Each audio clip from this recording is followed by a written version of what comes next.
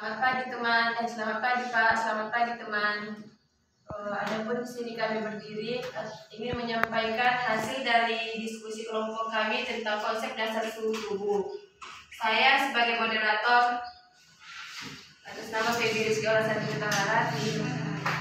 Saya Luciana Silta sebagai pembaca. Saya Dwi Pria sebagai penulis pertanyaan. Baca. Saya Rajan Trijanditania sebagai pembaca. Nah, di sini kami akan memulai membaca isi dari hasil diskusi kami tentang konsep dasar suhu tubuh yang akan dibacakan oleh saudara Denny Aini Syarifah. Baik, saya akan membacakan satu. Pengertian suhu tubuh. Suhu tubuh adalah keseimbangan antara panas yang dihasilkan dari panas yang dikeluarkan. Atau Nawati 2012. Suhu tubuh bersifat hampir konstan. Suhu tubuh terdapat pada pagi hari dan meningkat pada siang atau malam hari. B. Semakin rendah jika semakin dekat dengan permukaan tubuh, itulah yang diukur. Suhu di pusat tubuh atau body temperature lebih tinggi daripada permukaan suhu tubuh. C. Suhu tubuh pada orang yang sama mempunyai perbedaan jika diukur dari area tubuh yang berbeda. Penting untuk mengetahui suhu normal seseorang karena suhu normal dapat bervariasi dari satu orang ke orang lain. D. Suhu tubuh kurang stabil pada anak-anak. Kami yaitu suhu tubuh adalah keseimbangan antara panas yang dihasilkan dari panas yang dikeluarkan, yaitu pada pagi hari suhu tubuh kita itu lebih rentang terendah terdapat pada pagi hari dan meningkat pada siang hari. Karena siang hari itu panas matahari mungkin lebih tinggi.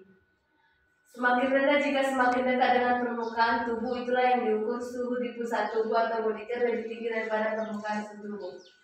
Suhu tubuh punya perbedaan jika diukur dari area tubuh yang berbeda. Paling untuk mengetahui suhu normal seseorang karena suhu normal dapat bervariasi pada satu orang ke orang lain. Kita bisa mencek suhu normal tubuh kita pada orang lain. Apakah sama suhu normal kita sama kawan kita sama kawan kita. Suhu tubuh kurang stabil pada anak-anak. Anak-anak sering mengalami suhu tubuh kurang stabil, lagi pada siang hari atau pagi hari. Lagi anak-anak terkena flu dan batuk. Dua jenis yaitu sebagai berikut. 1. Core temperatur atau suhu inti. Suhu pada jaringan dalam dari tubuh seperti kranium, toraks, rongga, abdomen dan rongga pelvis. 2. Surface temperatur. Suhu pada kulit, jaringan subkutan dan lemak. Suhu ini berbeda, naik turunnya tergantung respon terhadap lingkungan. Normal atau WFK nomor 2. Suhu tubuh pada manusia. Nilai normal untuk suhu tubuh orang adalah 370 Celcius. Tetapi pada sebuah penelitian terhadap orang-orang muda, normal suhu orang pagi hari rata-rata adalah 36,70 Celcius dengan simpang baku 0,20 Celcius. Dengan demikian, 95% orang dewasa muda diperkirakan memiliki suhu oral pagi hari sebesar 36,3 sampai 37,10 Celcius. Berbagai bagian tubuh memiliki suhu yang berlainan dan besar perbedaan suhu antara bagian-bagian tubuh dengan suhu lingkungan bervariasi. Ekstremitas umumnya lebih dingin daripada bagian tubuh lainnya. Baiklah, yang disambung oleh saudara Echa. Di sini.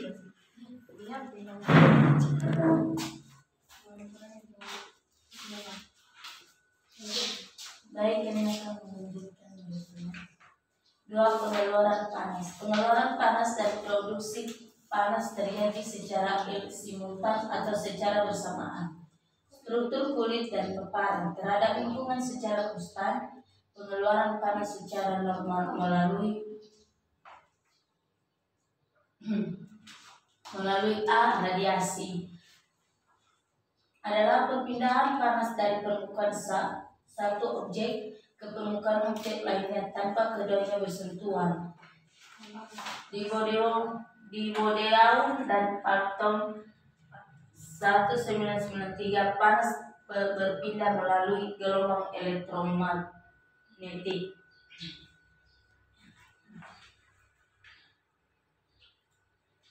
B. Konduksi. Konduksi adalah perpindahan panas dari satu objek ke objek lain dengan kontak langsung. Ketika kulit hangat menyentuh objek yang lebih dingin, panas hilang ketika suhu 2. Objek sama kehilangan panas konduktif berhenti panas berkonduksi melalui benda padat, gas, dan cair.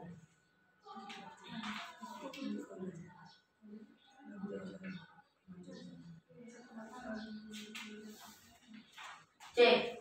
Konveksi. Konveksi adalah perpindahan panas karena gerakan udara. Panas dikonduksi pertama kali oleh molekul udara secara langsung dalam kontak dengan kulit. Arus udara membawa udara hangat. Pada saat kecepatan arus udara meningkat, kehilangan panas meningkat.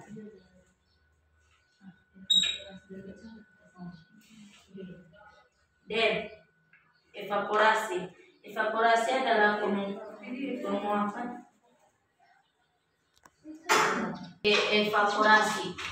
Evaporasi adalah penguapan terus-menerus dari saluran pernafasan dan dari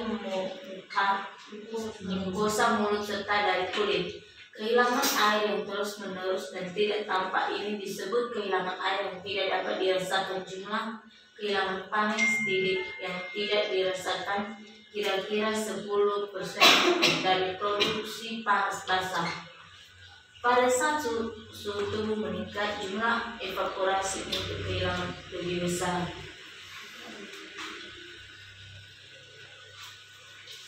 E. Diaporesis. Diaporesis adalah respirasi visual dahi dan toraks atas. Kelenjar keringat berada di bawah jenis kulit. Kelenjar mensekresi keringat. Larutan berair yang mengandung natrium dan klorida yang melewati ductus kecil pada permukaan kulit.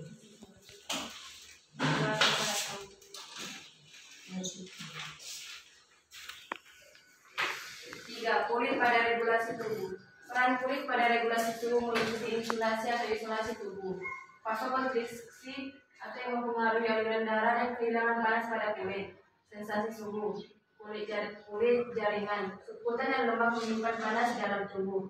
Ketika aliran darah antara lapisan kulit berkurang, kulit itu sendiri adalah insulator paling baik. Kemudian pengaturan suhu tubuh. Dalam tubuh manusia, panas dihasilkan oleh gerakan otot, asimilasi makanan, dan oleh semua proses vital yang berasal dari dalam tingkat metabolisme. Sistem yang mengatur suhu tubuh ada 3 bagian utama, yaitu yang pertama, sensor pada kulit, yang kedua, inti integrator dalam hipotalamus, yang ketiga, sistem efektor yang mengatur produksi dan pembuangan panas. Kemudian gangguan pengaturan suhu tubuh. Menurut Chris Broker pada tahun 2008 berpendapat bahwa gangguan pengaturan suhu tubuh manusia adalah sebagai berikut. Yang pertama, pireksia dan hiperpireksia. Pireksia suhu 37,6 sampai 400 Celcius dan hiperpireksia suhu kurang lebih besar 400 Celcius merupakan kondisi utuhnya mekanisme termoregulasi, tetapi suhu tubuh dipertahankan pada angka yang lebih tinggi. Infeksi adalah penyebab utama pireksia. Penyebab pireksia yang lain adalah dehidrasi, obat-obatan tertentu, keganasan, pembedahan trauma berat, inframyokardium akut, reaksi transfusi darah, gagal jantung, dan hipertiroid. Yang kedua, hipertermia. Peningkatan suhu tubuh inti akibat kehilangan mekanisme termoregulasi. Terdapat disfungsi hipotalamus. Kondisi ini disebabkan oleh masalah sistem saraf pusat atau SSP dan tidak berespon terhadap terapi antipiretik. Suhu 41 sampai 430 Celcius menyebabkan kerusakan saraf, koagulasi, dan konvuls. 3. Hipotermia. Suhu inti yang berkurang dari 35 derajat Celcius, hampir semua proses metabolisme dapat dipengaruhi oleh hipotermia. Derajat hipotermia diklasifikasikan sebagai berikut. 1. Ringan atau suhu tubuh 32 sampai 35 derajat Celcius. Yang kedua, sedang, suhu tubuh 28 sampai 31,9 derajat Celcius. Yang ketiga, berat, suhu tubuh 20 sampai 27 derajat Celcius.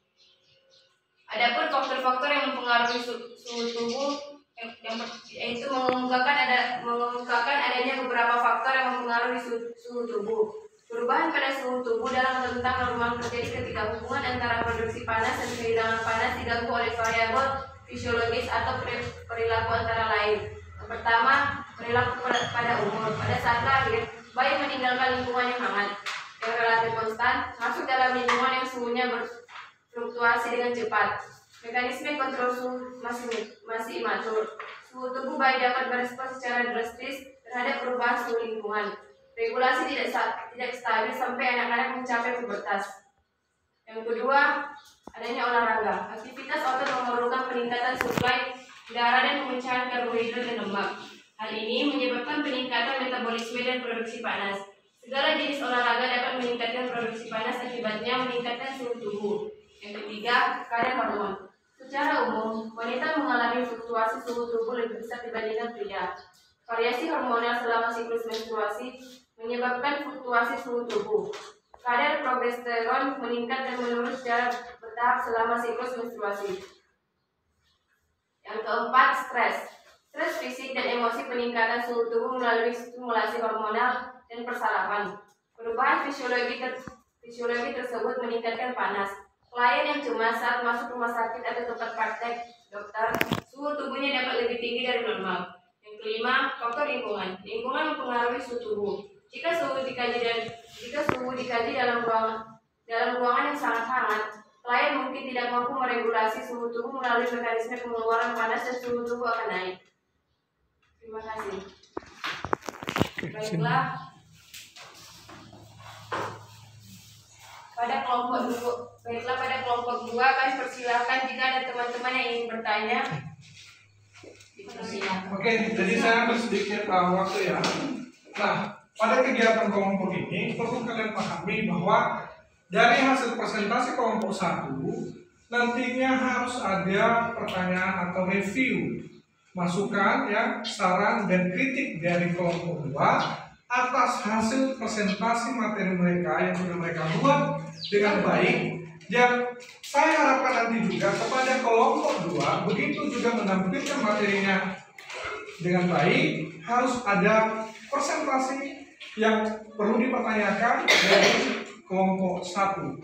Jadi begitu selanjutnya nanti langkah-langkah yang akan kita lakukan dalam diskusi kelompok ini, supaya di sini kalian bisa lebih paham tentang teori dari pembelajaran kita sesuai dengan RPS ya. Jadi sekarang saya kembalikan kepada moderator, saya sekilas memberikan arahan sesuai dengan mata pembelajaran konsentrasi suhu tubuh kita. Silakan moderator. Baiklah, terima kasih. Kami dari kelompok 1 ingin memberikan waktu kepada kelompok 2. Apakah teman kelompok 2 ada yang ingin bertanya atau memberikan pendapat kepada kelompok kami? Ingin memberikan pertanyaan model.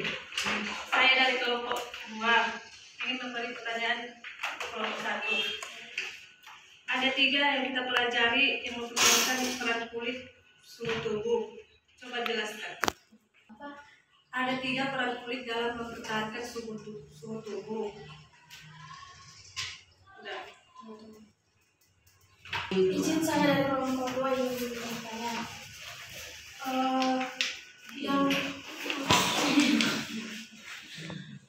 dari yang saya tanya itu penyakit temperatur itu apa saja dan bagaimana cara mengatasi temperatur itu. Sekian dan terima kasih. Yang bertanya hanya 2 orang, yaitu yang pertama si Mbak Pita. Pertanyaannya ada 3 peran kulit dalam suhu tubuh. Coba jelaskan. Terus yang bertanya nomor kedua si Kurnia. Pertanyaannya penyakit temperatur dan cara mengatasinya bagaimana. Kelompok 2 beri kami waktu untuk menjawab pertanyaan dari saudara di sini. Oke. Pertanyaan kami, ada 2 hal yang perlu dilakukan pada saat suhu tubuh meningkat.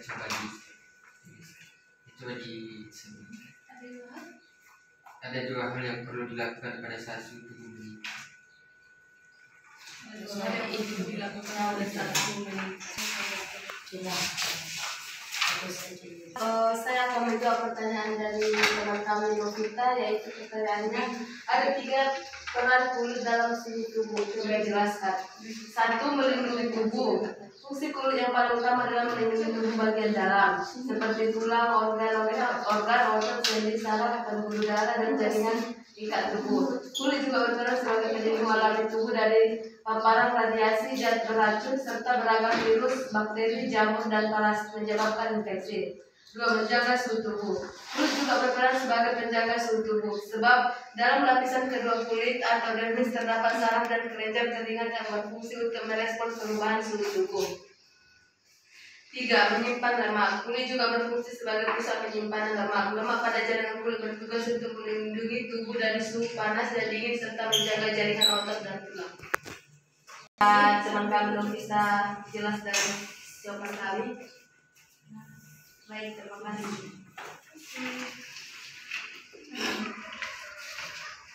Baiklah, pada saudara Dwi akan membacakan jawaban dari pertanyaan saudara ini. Baik, saya akan membacakan penyakit.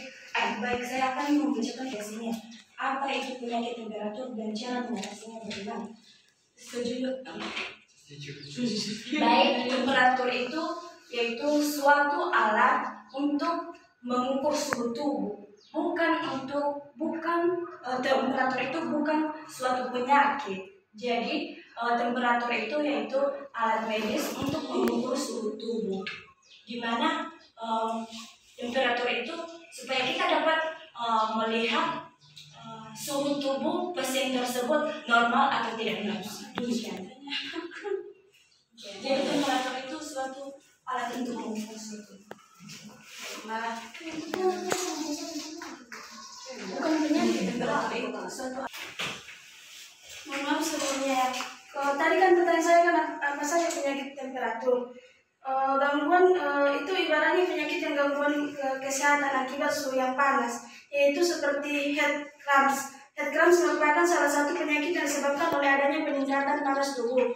Yang kedua, heat stroke merupakan rangkaian heat illness sesudah heat cramps.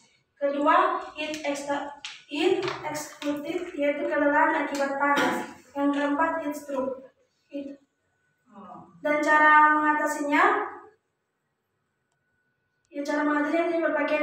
berpakaian yang tepat saat musim dingin, terus istirahat lebih cukup, terus menjaga kesehatan, mengonsumsi kalori dan cairan yang cukup. Sekian dan terima kasih. Suatu alat medis untuk mengukur suhu tubuh, bukan suatu penyakit. Jadi nggak tahu apa itu. Apa penyakit saja? Menurut apa penyakit saya? Temperatur dan cara pencegahannya. Alat untuk mengukur suhu tubuh yang dikasih di aksila itu, Pak. Oke, baik ya, saya coba memperjelas sedikit. Sebenarnya ada dua pembahasan ya yang ditanyakan oleh si Kurnia. Mungkin lebih baik kita luruskan ya. Salah satunya adalah kalau dikatakan alat untuk mengukur temperatur itu menggunakan termometer. Sedangkan penyakit-penyakit yang mempengaruhi temperatur itu yang disampaikan oleh si Kurnia tadi ya, sudah pas. Cuman dari hasil pertanyaan yang sudah disampaikan itu sudah benar semuanya, karena dalam proses pembelajaran kita itu mungkin ada sedikit memaknai pertanyaan, tapi makna dari pertanyaan itu menambah ilmu kita ya. Jadi yang disampaikan juga oleh kelompok 1 sudah pas sesuai dengan pertanyaan, dan masukan yang disampaikan oleh kelompok 2 oleh Kurnia itu sangat bagus ya. Bagaimana yang mempengaruhi penyakit-penyakit pada peningkatan temperatur. Sedangkan untuk kelompok 1 menyampaikan alat dalam menggunakan temperatur. Jadi semuanya sangat bermakna dan bisa sama-sama kita dapatkan pemahaman ya. Oke, silakan. Oke. Ya, jadi lanjutkan kepada kelompok 1. Baiklah, pergi Pak, tunggu pertanyaan ini. Oke, lanjutkan. Baiklah, saya akan mencoba menjawab pertanyaan dari saudara Berkas. Yaitu ada 2 hal yang dilakukan pada saat tubuh meningkat. Jawabannya yaitu beberapa hal yang perlu dilakukan pada saat suhu tubuh kita meningkat. Yang pertama, adanya melakukan observasi suhu secara berkala setiap 4-6 jam. Yang kedua, banyak diberi minum air putih dan dapat berupa air putih, susu, air buah, air teh yang bertujuan untuk agar cairan tidak menguap akibat naiknya suhu tubuh pada badan kita. Yang ketiga, jangan menggunakan pakaian yang tebal. Terus yang kemudian yang keempat, kompreslah dengan air hangat atau air dingin pada ketiak, dahi, dan lipatan pada paha.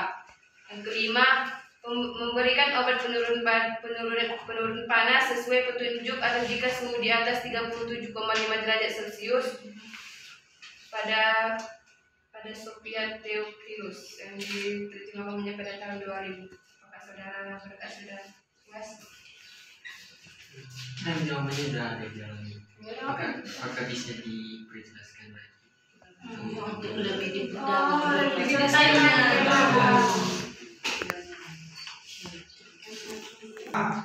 Sebenarnya tindakan-tindakan dari beberapa hal yang perlu dilakukan pada saat tubuh meningkat itu observasi. Nah, nanti kalau kita sama pasien sendiri mengobservasinya itu pertama melakukan pengukuran suhu tubuh dengan menggunakan termometer. Nah, ini kita gunakan dengan berkala ya, setiap 4-6 jam. Jadi kita kontrol terus. Nah, dengan kita mengontrol, maka kita bisa melihat suhu tubuh dari pasien ini adanya penurunan atau peningkatan. Selanjutnya, di sini dalam makalah yang sudah kalian buat ini ada poin kedua yaitu berikan minum banyak dan berupa air putih, susu, air buah, teh, dan tujuannya untuk agar cairan tidak menguap akibat naiknya suhu tubuh. Biasanya kalau terjadi peningkatan suhu tubuh, akan tubuh itu berusaha sebaik mungkin metabolisme tubuh itu bekerja, yaitu mengeluarkan cairan-cairan tubuh ya. Salah satunya mekanisme yang kita pelajari tadi melalui kulit, udara ya, melalui urinaria atau cairan kencing ya, kemudian melalui feces ya bisa dikeluarkan juga, kemudian melalui satu lagi tadi selain dari udara, kulit ya. Jadi keringat ya, keringat juga bisa mengeluarkan suhu tubuh. Nah, ini kenapa harus disarankan menggunakan air putih? Karena untuk memenuhi kebutuhan cairan pada tubuh. Nah, selain itu juga kalau di rumah sakit harus menggunakan infus dengan menggunakan Ringer Lacta ya, atau bisa diganti dengan NaCl, natrium klorida ya. Nah, selain dari situ juga bisa kita gunakan obat-obatan ya untuk menurunkan panas, seperti kalau di paracetamol ya. Kemudian kalau injeksinya bisa menggunakan Etadril ya. Etadril itu salah satunya menurunkan menurunkan panas pada tubuh yang diinjeksi melalui IV atau IM. Bisa juga melalui melalui cairan infus ya, melalui selang infus ya. Kemudian saya coba menjelaskan, jangan menggunakan pakaian yang tebal. Kenapa disarankan jangan menggunakan cairan yang tebal? Karena itu akan mempengaruhi mengganggu pengeluaran cairan ya. Karena pori-pori kita sedikit terhambat dia, tapi dengan adanya kebebasan sedikit, pakaian yang tidak terlalu menghambat, maka pori-pori kita itu agak lebih terbuka dia ya dalam mengeluarkan cairan. Kemudian kompresasi air hangat dingin pada ketiak, itu yang saya sampaikan tadi. Dalam melakukan kompres dingin hangat itu dikhususkan pada penyakit-penyakit apa? Penyakitnya apa? Jadi penyakitnya tidak boleh disamakan semua. Nanti coba kita ada konsep pemberian kompres dingin dan hangat, itu tugas kalian pada penyakit-penyakit apa saja. Jadi pemberian kompres air hangat ini hanya dikhususkan pada penyakit yang sudah ditentukan. Ya, itu yang Bapak sampaikan tadi, hipertensi, tidak semua hipertensi dilakukan kompres hangat atau tidak semua hipertensi dilakukan kompres dingin. Jadi ada konsep materi yang harus kita kembangkan. Di mana letak-letaknya mulai dari ketiak ya, ketiak itu aksila ya. Nah, kemudian dahi ya, dan bagian lipatan paha. Di mana lipatan paha tadi apa namanya? Selangkangan apa bahasa medisnya tadi? Coba kalian cari dulu ya. apa? Femoralis. Apa? Coba kalian cari dulu ya. Nah, selanjutnya berikutnya adalah berikan obat-obatan penurun panas jika suhu tubuhnya sudah di atas 35 derajat Celcius ya. Dan itu bisa kita lakukan tindakan-tindakan penanganan penunjang pada keperawatan atau pemberian asuhan keperawatan. Jadi penting sekali dalam beberapa hal ini perlu dilakukan pada saat suhu tubuh meningkat ya, supaya bisa terjadi penurunan suhu tubuh. Nah, apa tadi? Kan ini kan apa? Asila ya. Kalau ini coba kalian cari ya. Saya udah sebutkan tadi, padahal barusan aku sebutkan tadi kan? Hah? Apa? Nah, coba kalian kembangkan lagi. Ini materi ini mungkin dari kelompok 1 sudah mereka presentasikan dari hasil makalah mereka. Femoralis ya. Itu dilakukan di bagian femoralis. Nah, selanjutnya nantinya saya harapkan kepada kelompok 1 lebih banyak mengembangkan lagi tentang konsep dasar yang terutama tadi kompres dingin itu dan hangat panas itu diberikan pada penyakit-penyakit apa saja. Selanjutnya nantinya ini di presentasi kita akan lanjutkan di kelompok 2 dan saya percayakan kepada Berkat nanti untuk mengambil dokumentasinya dalam kegiatan ini dan saya kembalikan kepada moderator. Silakan. Menanyakan sama Saudara Berkat sudah paham sampai dijelaskan ini. Baiklah, terima kasih. Baiklah, cukup sampai di sini hasil presentasi dari kelompok kami. Jika ada kata atau kesilapan, kami mohon maaf. Terima kasih. Selamat pagi. Berikan aplaus untuk kelompok 1 ya. Bagaimana semua kelompok 1 menurut kalian? Bagus ya. Oke, semangat buat kelompok 1. Nah, sekarang kita lanjutkan kepada kelompok 2. Terima kasih, saya berikan kesempatan kembali buat kalian, oke?